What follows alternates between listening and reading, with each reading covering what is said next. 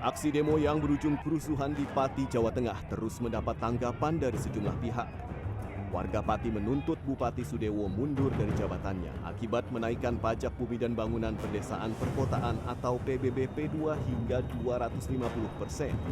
Menurut Sudewo, kenaikan pajak bumi dan bangunan terpaksa ia lakukan karena kondisi keuangan Kabupaten Pati yang terbatas. Pendapatan asli daerah hanya menyumbang 14% dari total APBD, sementara belanja pegawai mencapai 47%.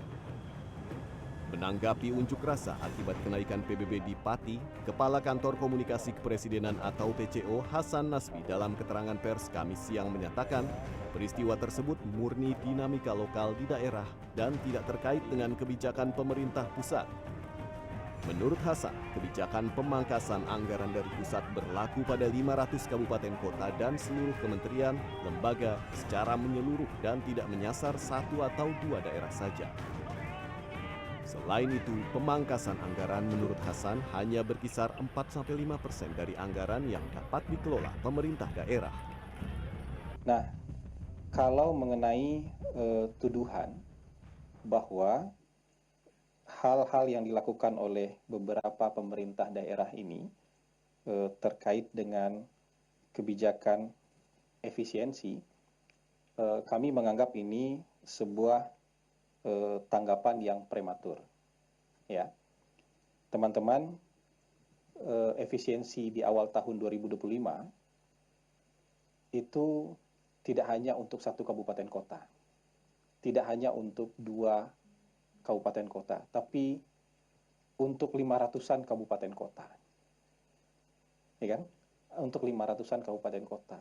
Untuk seluruh kementerian dan lembaga yang ada di pemerintah pusat. Jadi kalau ada kejadian spesifik, satu kejadian, seperti yang terjadi di Pati, ini adalah murni dinamika lokal.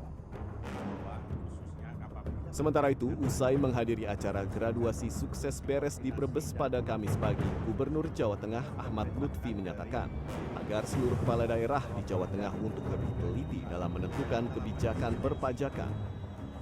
Dengan kasus di Pati, maka kita lakukan himbauan khususnya apabila terkait dengan pajak, fungsikan fungsi koordinasi dan kolaboratif dengan provinsi.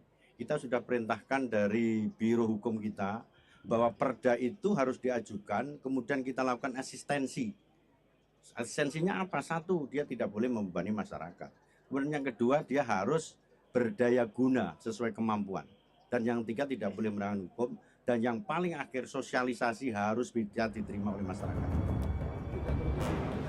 Guru Besar Hukum Tata Negara dari Universitas Indonesia, Satya Arinanto, meminta pemerintah berhati-hati dalam mengambil setiap kebijakan non-populis, khususnya soal kenaikan pajak.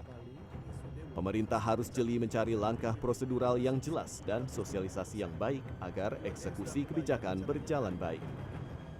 Kelihatannya tidak tertutup kemungkinan kasus ini akan muncul kembali ya, karena yang dipermasalahkan ini kan peningkatan pajak ya.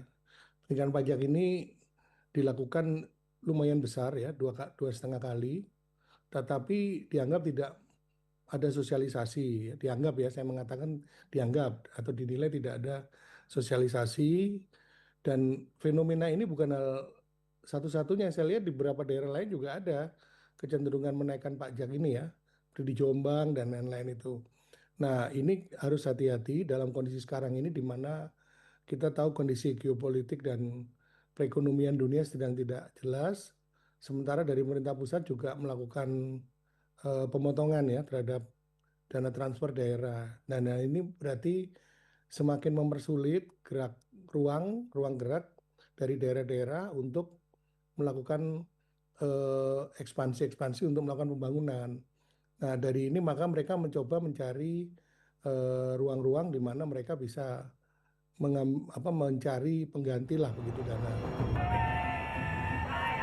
Kenaikan pajak bumi dan bangunan hingga beberapa kali lipat ini ternyata tidak hanya terjadi di Kabupaten Pati, Jawa Tengah saja. Di Kota Cirebon, Jawa Barat, kenaikan PBB hingga 1000%, Kabupaten Semarang, Jawa Tengah 400%, Jombang, Jawa Timur bahkan hingga 1202%. Tim Liputan CNN Indonesia.